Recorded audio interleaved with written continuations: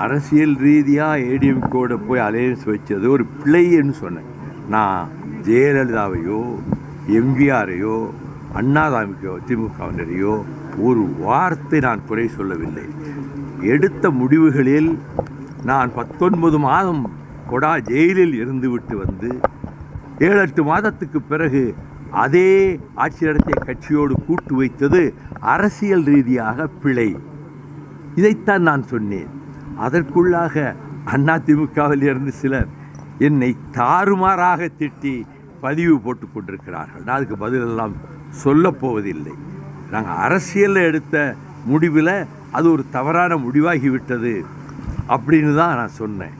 அவர்கள் அதற்காக என் மீது கோபப்பட்டு பதிவுகள் போடுவதை பற்றி நான் கவலைப்படவில்லை.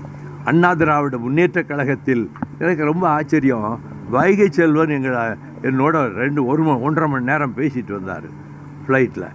நல்லா படிப்பார், நல்ல அறிக்கைகள் கொடுப்பார். அவர் வாயில் வரக்கூடாத வார்த்தைகளை சொல்லி என்னை வசைபாடி இருக்கிறார்.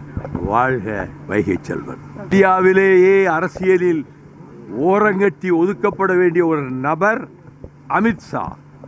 அவர்தான் இந்துத்துவ சக்திகளுக்கு முதுகெலும்பாக இருந்து கொண்டு தூண்டி விடுகிறார்.